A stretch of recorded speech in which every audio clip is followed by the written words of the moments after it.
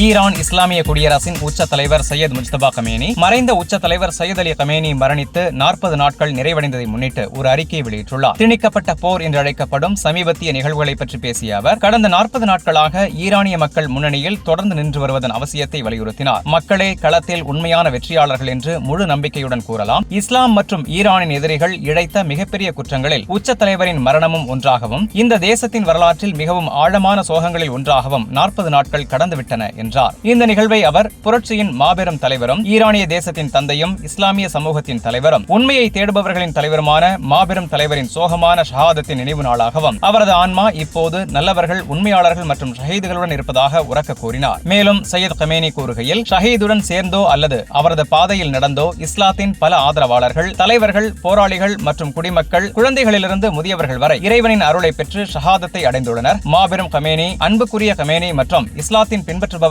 கடந்த 40 நாட்கள் மற்றும் இரவுகளில் களத்திலும் தெருக்களிலும் முன்னணியிலும் தொடர்ந்து இருந்தனர் என்றார். காட்டுமிராண்டி எதிரியின் தாக்குதலால் ஏற்பட்ட அடிகளையும் இழப்புகளையும் மீறி ஈரானிய மக்கள் 3வது திணிக்கப்பட்ட போரை ஒரு மகா இதிகாசமாக மாற்றியதாக அவர் கூறினார். தங்கள் ஷஹீதான இமாமின் இழப்பால் ஏற்பட்ட ஆழ்ந்த துயரத்தை மீறி அந்த சோகத்தை வலிமைக்கும் உறுதிக்கும் ஆதாரமாக மாற்றினார் என்றார். ஈரானிய தலைவர் கனரக ஆயுதங்களை கொண்ட எதிரி அதிர்ச்சியடைந்து செயலிழந்து போனதாக குறிப்பிட்டார். ஈரானிய மக்களின் உறுதி உலகெங்கிலும் உள்ள சுதந்திரமான மக்களிடையே போற்றுதலை ஏற்படுத்தியுள்ளதாகவும், அகங்கார சக்திகளின் அறியாமையும் முட்டாள்தனமும் வீழ்த்தப்பட்டது. ஈரான் புரட்சியின் உயர்வில் ஒரு புதிய அத்தியாயத்தின் தொடக்கம் என தெரிவித்தார். இஸ்லாமிய ஈரானின் கொடி இப்போது நாட்டின் எல்லைக்குள் மட்டுமல்ல, உலகெங்கிலும் உள்ள உண்மையை தேடுபவர்களின் இதயங்களுக்குள் பறக்கிறது என்று அவர் உறுதிப்படுத்தினார். அனைத்து சாதனைகளும் சிறப்புகளும் இறைவனின் அருளாலும் இமாம்களின் பாதையில் உறுதியாக நிற்பதாலும் ஏற்பட்டவை என்றார். வளைகுடா நாடுகளுக்கு உங்கள் நிலைப்பாட்டை தேர்வு செய்யுங்கள். வளைகுடா நாடுகளை பார்த்து சையத் முஜ்தபா கமேனி கூறினார், ஈரானின் தெற்கு அண்டை நாடுகள் ஒரு அதிசயத்தை பார்த்துக் கொண்டிருக்கின்றன. அதை நன்றாக கவனித்து நடப்பதை புரிந்து கொண்டு சரியான நிலைப்பாட்டை தேர்வு செய்யுங்கள். ஏமாற்றும் சக்திகளின் பொய்யான வாக்குறுதிகளை பற்றி எச்சரிக்கையாக இருங்கள். தெஹரான் இந்த நாடுகளிடமிருந்து சகோதரத்துவத்தையும் நல்லெண்ணத்தையும் வெளிப்படுத்தும் சரியான பதிலை எதிர்பார்த்துக் கொண்டிருப்பதாகவும், இது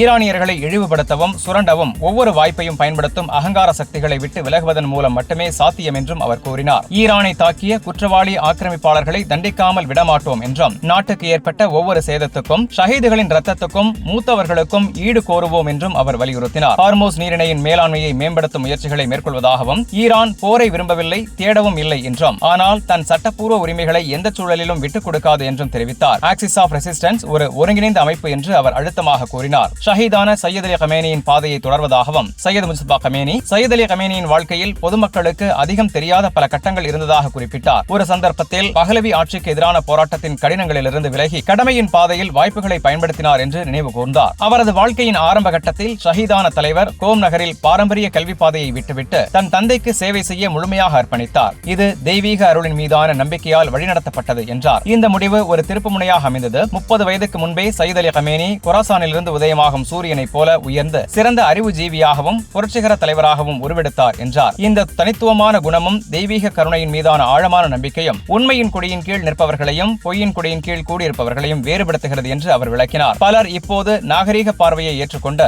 தற்போதைய யதார்த்தங்கள் மற்றும் எதிர்கால பார்வையின் அடிப்படையில் தங்கள் அடையாளத்தை வடிவமைத்துக் கொள்கிறார்கள் என்றும், இது முன்பு சிலரிடம் மட்டுமே இருந்த ஒரு பண்பு என்றும், அதில் ஷஹீதான சையத் அலி கமேனி முன்னணியில் இருந்தார் என்றும் அவர் சுட்டிக்காட்டினார். இறுதியாக, ஈரானிய மக்கள் அனுபவித்து வரும் வேகமான வளர்ச்சியின் அளவை எந்த அவதானியும் அதிசயமானது என்று உணர முடியும் என்று அவர் வலியுறுத்தினார். ஈரானின் மாபெரும் மக்களும் ஈரானின் பாதுகாவலர்களும் ஒரு வரலாற்றை எழுதி வருகின்றனர் என்று தனது உணர்ச்சிமிக்க உரையை நிறைவு செய்தார் சையத் முஜ்தபா கமேனி.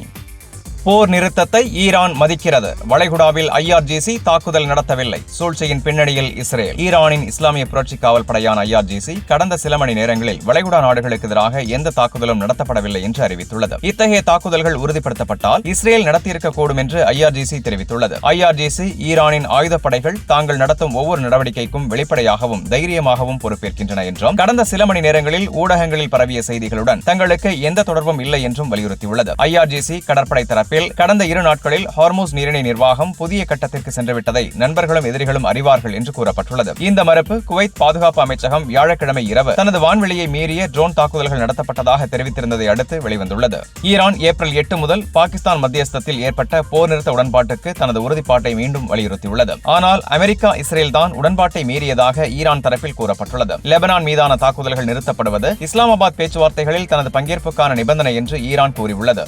லெபனான் மீதான போர் நிறுத்தப்படும் வரை பேச்சுவார்த்தை இல்லை, ஈரான் திட்டவட்டம். இஸ்லாமாபாத்துக்கு ஈரானிய பேச்சுவார்த்தை குழு வருவதாக வெளியான செய்திகள் பொய்யானவை. லெபனான் மீதான போர் தொடரும் வரை எந்த பேச்சுவார்த்தையும் நடைபெறாது என்று ஈரானிலிருந்து வரும் தகவல்கள் தெரிவிக்கின்றன. போர் நிறுத்த முயற்சிகள் சரிந்துவிடக்கூடும் என்றும் எச்சரித்துள்ளன. அமெரிக்காவுக்கு இஸ்ரேலை கட்டுப்படுத்த குறைந்த நேரம் மட்டுமே உள்ளது, இல்லையெனில் போர் நிறுத்த முயற்சிகள் முற்றிலும் சரிந்துவிடும் என்றும் அதே ஈரான் எச்சரித்துள்ளது. ஈரான் பாகிஸ்தான் மத்தியஸ்தத்தில் ஏற்படும் எந்த போர் நிறுத்த உடன்பாட்டிலும் லெபனானும் முழுமையாக உள்ளடங்க வேண்டும் என்றும் அமெரிக்காவும் இஸ்ரேலும் முழு உறுதிப்பாட்டுடன் இருக்க வேண்டும் என்றும் வலியுறுத்துகிறது. இதே சூழலில் ஃபார்ஸ் நியூஸ் ஏஜென்சி ஒரு தகவல் ஆதாரத்தை மேற்கோள் காட்டி லெபனானில் போர் நிறுத்தம் ஈரானுக்கு தவிர்க்க முடியாததும் மாற்ற முடியாததுமான முன் நிபந்தனை என்று தெரிவித்துள்ளது.